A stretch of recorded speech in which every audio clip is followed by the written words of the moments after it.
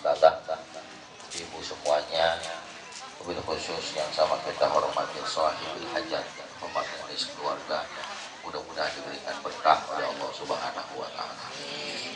Alhamdulillah, puji syukur karena kita bisa bermuajahan, bertatap wajah di tempat yang mudah-mudahan Allah limpahkan keberkahan. Salawat salam semoga tercurah limpahkan ke hadirat baginda Nabi Sayyidina Muhammad SAW. Mudah-mudahan kita jadi umat yang telah mendapatkan syafaatnya di yaumil akhir. Ya amin ya rabbal alamin. Bapak Ibu yang dirahmati Allah, ini dalam acara walimatul khitan. Walimah itu artinya acara, karena memang walimah juga merupakan kesunahan. Bahkan dalam adat kita walimah banyak banget, dari sejak walimatul hamil, walimah kehamilan, terus juga ada nanti walimatul wiladah, walimah kelahiran, kemudian juga nanti ada walimatul aqiqah, kemudian nanti ada walimatul khitan, nanti juga ada walimatul arus. Ya, cuman nggak ada walimatul mayit, nggak ada. Ya, kalau mayit nggak diwalimahan. Nah, Bapak Ibu yang dirahmati Allah, dari rangkaian walimah itu semua diajarkan oleh baginda Rasul Sallallahu Alaihi Wasallam, termasuk ketika seseorang mengadakan walimatul khitan. Khitan ini kan merupakan wajib buat laki-laki, sunnah buat perempuan. Khitan, kalau laki-laki namanya khitan, kalau perempuan namanya apa, Bu? Ibu apa namanya, Bu? Ibu aja nggak tahu. Karena ibu waktu masih bayi itu udah dikhitan, udah dipotong. Tujuannya apa? Kalau perempuan itu dipotong, tujuannya biar nggak terlalu liar, nggak terlalu sangar, nggak galak jauh.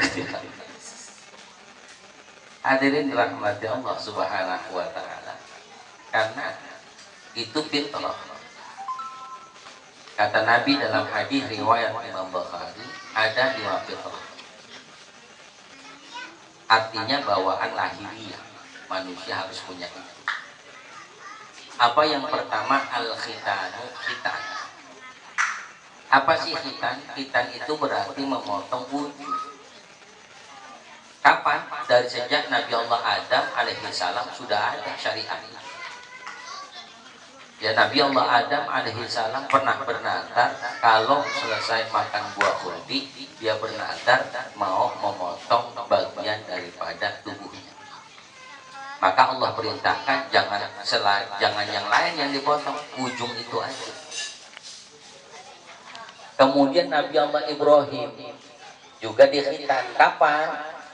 Ketika ba'da tamanina sana, saat usianya 80 tahun. Ya, itu Nabi Allah Ibrahim berapa usianya? 80 tahun baru dikhitan. Untung nggak kayak sekarang ya. Karena sekarang kan bocah habis dikhitan biasa dipajang gitu ya. Nah, coba aki-aki kita terus dipajang, saya ngampleh anak kita.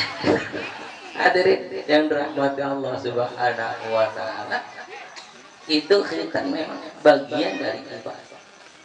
Jadi merupakan ada beberapa wal istihdad. Kemudian fitrah selain khitan apa? Nyabut bulu ketek. Jadi bulu ketek itu bukan dicukur, sunahnya mah dicabutin. Kalau baru-baru emang sakit, tapi udah kelamaan pun sakit masih. Ya, tapi nggak banget. Subhanallah. Sebab bulu ketek kalau secara kedokteran, secara medis, kalau tibang dicukur itu makin gembel. Tapi kalau dicabut itu cenderung dia lebih melemahkan daripada akar-akar bulu ketek. Kenapa? Ibnu Hajar Al-Asqalani dalam kitabnya menyampaikan, ketika laki-laki ataupun perempuan itu mencabut bulu keteknya, manfaatnya supaya terhindar dari penyakit, terkhusus bau benguk. Ya subhanahu wa ta'ala, terkhusus. Kemudian apa? Ketika seseorang mencabut bulu keteknya, itu jangan sampai lebih 40 hari. 40 hari itu dipotong, cabut. Terus apalagi yang subhanahu wa ta'ala, kemaluan, bulu kemaluan itu juga wajib, bukan dicabut, itu mah yang kerok, dikerok, ya, jangan dikelet, dikerok.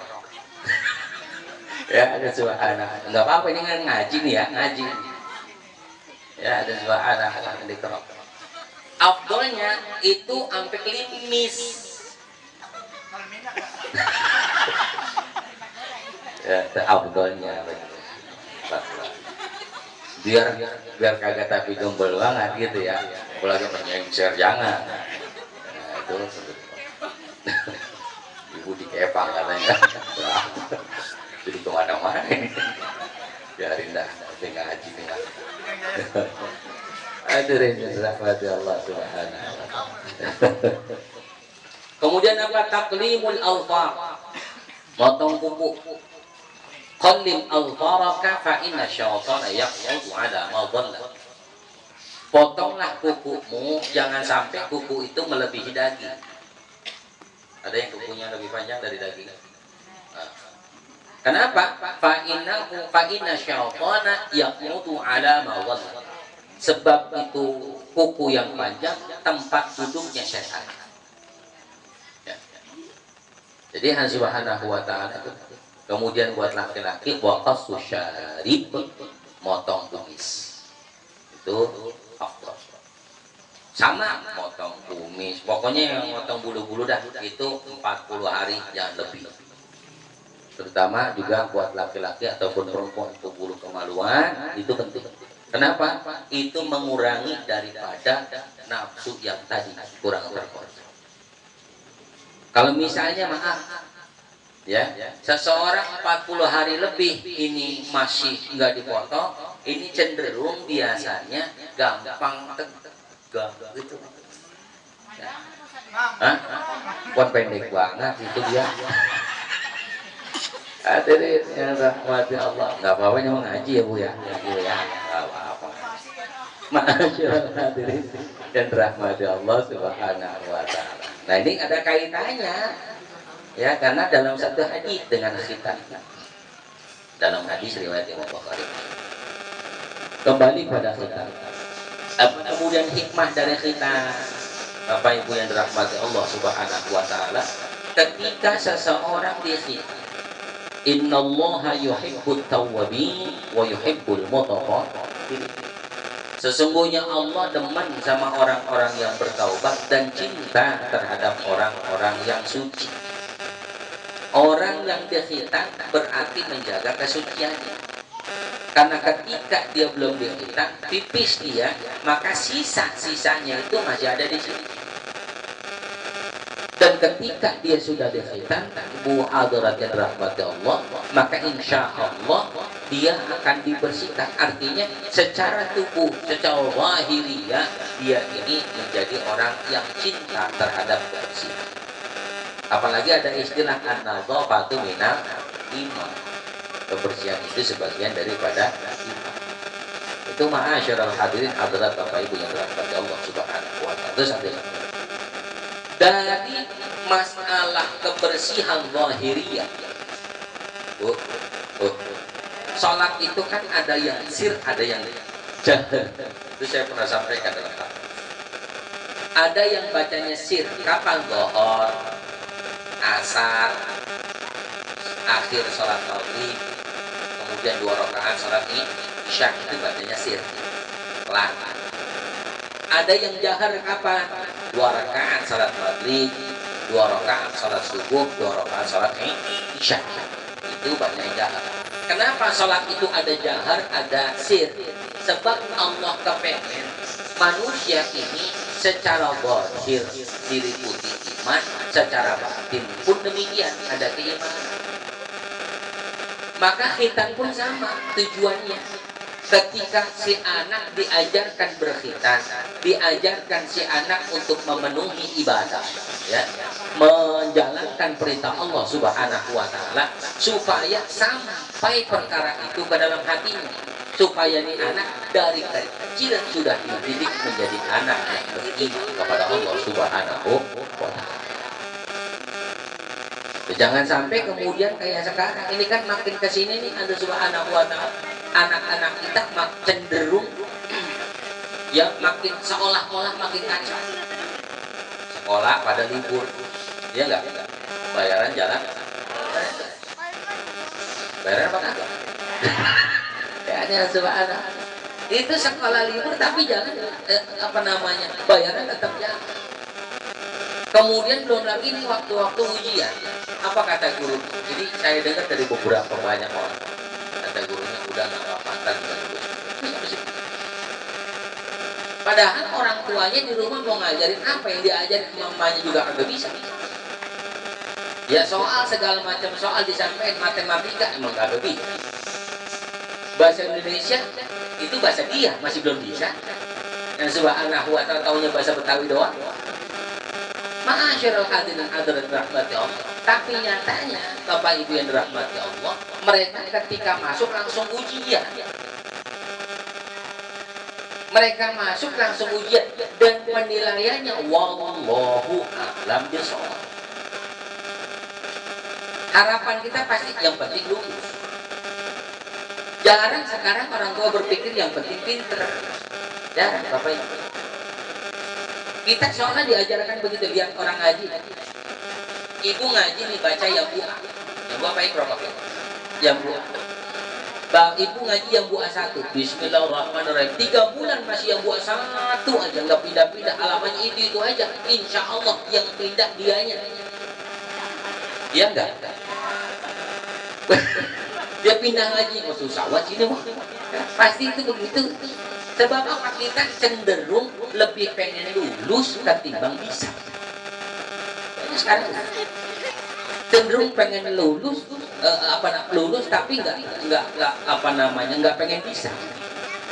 Padahal guru bisa saja bilang misalnya terus sampai yang buah 6, ya lulus sudah. Tapi ketika dia baca sendiri nggak becus, apa pentingnya kemudian? Maka muncul sekarang Bapak Ibu yang dirahmati Allah Subhanahu wa taala, orang-orang yang ijazahnya misalnya S1, S2 tapi pendidikannya atau keilmuannya tidak sampai ke tahap. Orang dulu subhanallah. Ya, orang tua kita dulu sekolah enggak tapi ngajinya luar biasa. Ingat gak saya pernah sampaikan? Dulu nih orang tua dulu waqiah apa? Ya enggak? Al-muluk apal, tabarakalladzi biyadihil muluk apal. Ar-Rahmanu 'allamal Qur'an apal. Yasin apal. Juz amma meskipun sampai lam yakunil apal. Ya, sekarang baca kagak bisa, apa ya kagak. Ya bukan ibu-ibu sini. Ibu-ibu sono. Cuman malam ini ngajinya di sini. Bapak Ibu yang dirahmati Allah Subhanahu wa taala. Ya ini kondisinya sekarang begitu. Maka khitan itu hakikatnya ada bagian menurut Imam Abu Hasan Al-Asy'ari. Beliau katakan bahwa ada tarbiyatul aulad di dalam mendidik anak menjadi salihin dan salih. Kenapa penting? Sebab kata Nabi arba'un min sa'adatil mar'i an takuna zaujatuhu salihah wa auladuhu abrara wa khulaqahu salihin wa rizquhu fi baladi. Kata Nabi orang yang bahagia itu satu, bininya salihah. Biarin cakep juga. Yang penting salihah. Ya, biar enggak miskin juga biarin. Ya Bu, yang penting apa? Salihah. Yang kedua, wa auladuhu abrara. Nih yang paling berat. Mendidik anak menjadi anak yang solihin dan solihah. Apa sih solihin solihah? Anak yang baik. Kali kalau bicara soleh mah kali kejauhan. kalau bingung jadi anak soleh, jadi anak baik saja. Ya, kalau baik insya Allah soleh. Ada sebab anak wa ta'ala. Sebab si soleh belum tentu baik kok. Ya enggak bu? Oh, ada ya? Itu bukan soleh ini. Mamang saya gue soleh. Ya Bapak Ibu yang dirahmati Allah Subhanahu wa ta'ala. Maka penting bagaimana kemudian Islam mengajarkan Nabi Muhammad SAW di antaranya muru sibyanakum bisolat. Ada kaidahnya, bahkan ketika ibu lagi hamil itu sudah diajarkan anak dengan pendidikan. Nah, anaknya belum kuat tapi wajib sudah mendidik. Bagaimana cara mendidiknya?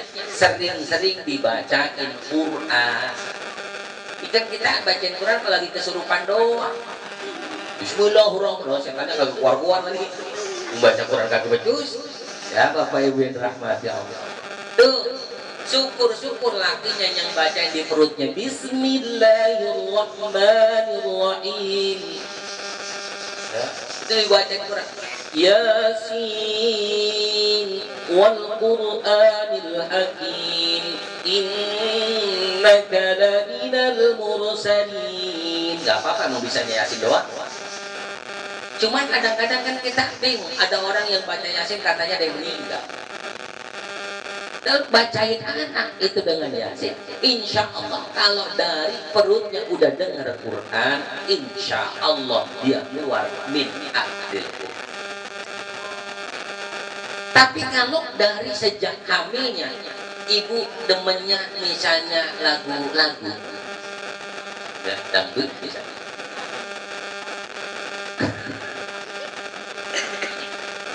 ya lagi demen banget TikTok misalnya, ya bocah min ahli TikTok, ya min ahli TikTok keluar ya. Jadi Bapak ini bukan gabung kita nyanyi dangdut, ganti ketika kita ada anak misalnya lagi hamil, ganti dangdutannya dengan sholawat. Salatullah, salatullah, salamullah ala toha rasulillah. Salatullah, salamullah ala yasin habibillah. Tawassal bismillah. Sekiranya kita bisa bersalawat Ibu Allah Subhanahu wa ta'ala, biarin nggak enak kok. Ya, selawatan kita nggak enak biarin. Bukan buat di panggung, bukan. Buat anak kita doang ya. Biar kata antara anak kita, mak dulu waktu saya mandi perut nggak enak tuh orang emak. Kan nggak mungkin digituin, enggak. Insya Allah terngiang dia dalam amalatku ummuhu wahnan ala wahwan. Itu orang tua kan pasti ngandung anak selama 9 bulan wahnan ala wahnin, derita di atas derita, susah di atas susah. Awas ibu jangan berpikir lu mah enak banget tiba ngejak doang jagain, kagak lah. Sama bapak itu puyeng-puyeng juga bu. Puyeng bagaimana nih anak terkeluar kan kudu diongkosin dan sebagainya. Yang bener tapi lagi gitu ya buat subhanahu wa ta'ala wahnan ala wahnan, susah di atas susah. Sampai dalam kaidah ibu ketika ibu hamil maka sepanjang hamil itu dikasih pahala oleh Allah. Naudzubillah, kalau sampai meninggal dunia dihukum syahid, jadi hukum syahid. Keluar kemudian maka kewajiban orang tua mengadzankan dan mengiqamahkan Allahu Akbar, Allahu Akbar. Ya, habis adzan udah langsung qomat, gak usah nungguin jamaah langsung. Karena bukan sembahyang itu ya. Kanannya adzan, kirinya qomat. Terus apa pendidikan selanjutnya? Dari situ namain anak kita dengan nama-nama yang baik. Jangan pokoknya cari nama-nama yang kalau kita nggak ngerti tanya sama ustaz.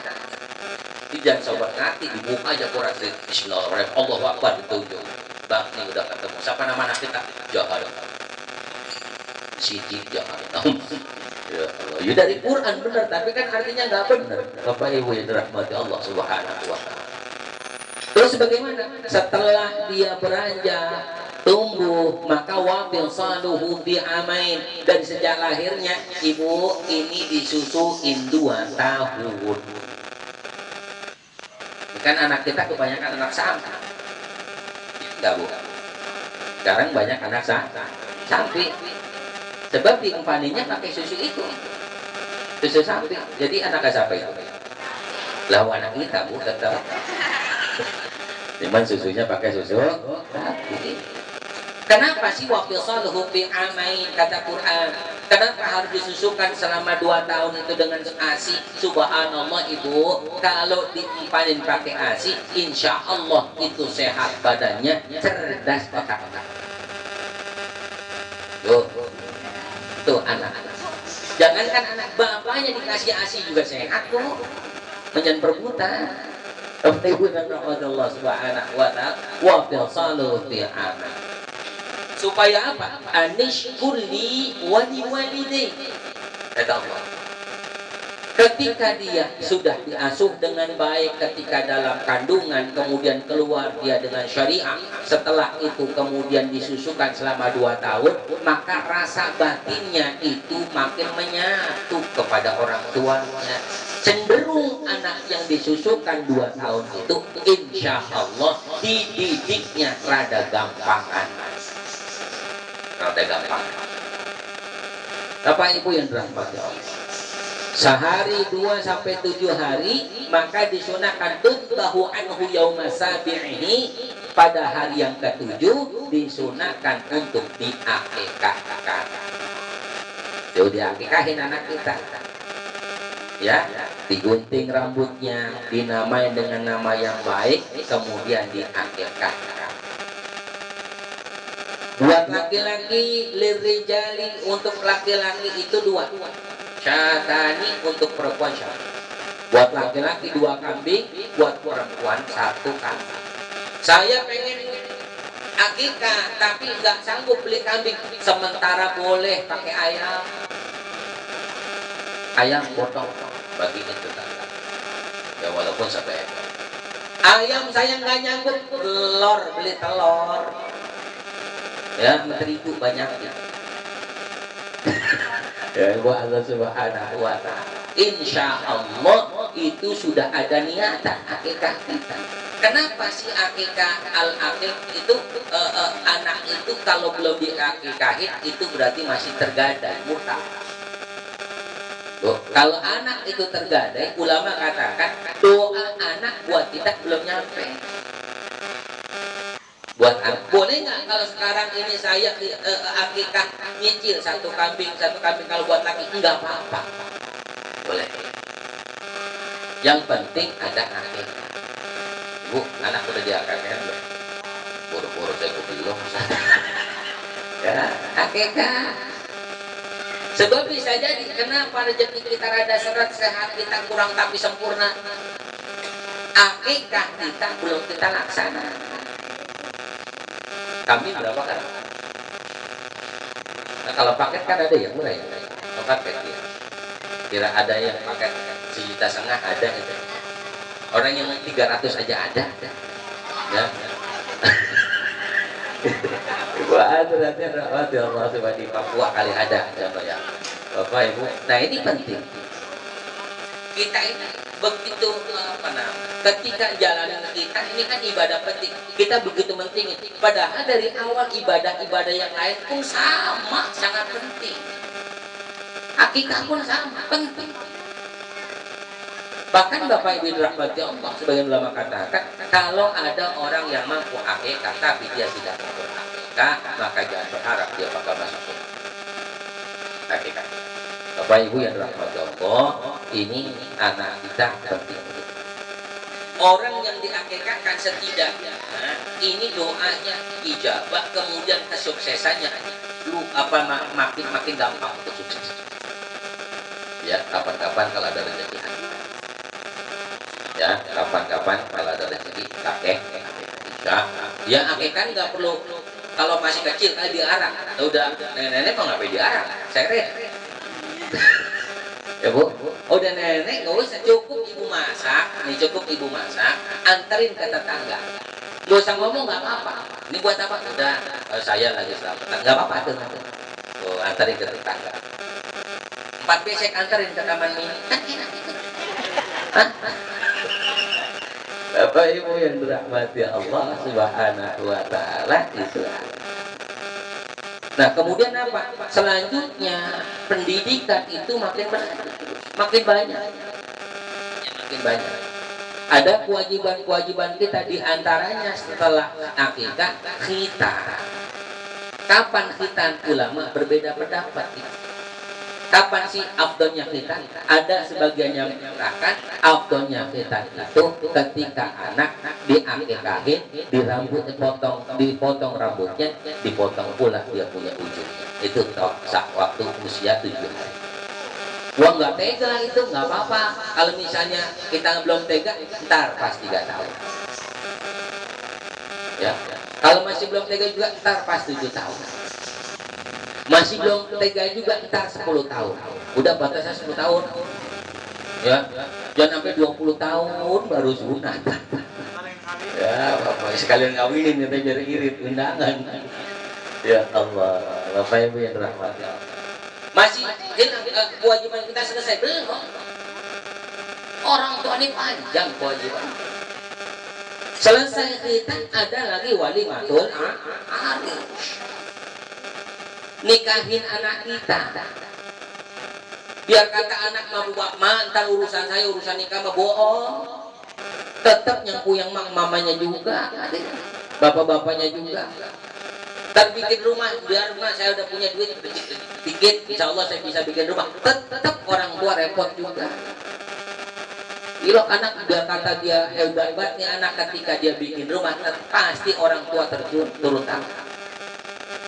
Oleh kayak kriaan begini, ada Subhanahu wa ta'ala. Itu orang tua nggak bisa biasanya diem aja, enggak. Orang tua itu biasanya kalau ada kriaan udah repot diri. Bapak Ibu yang rahmati Allah Subhanahu wa ta'ala. Makanya nggak lepas lah. Berarti kita capek? Enggak, gantian kok. Hidup itu gantian. Kalau hari ini kita jadi orang tua, ntar anak kita pun sama. Jadi orang tua, maka nggak boleh jadi orang tua nyesel ngurusin anak, nggak boleh. Lagi ngurusin dah tuh. Ntar anak gue begitu pas saat kita udah tua, ya Allah ya Rabbi, bisa selin nggak enak banget.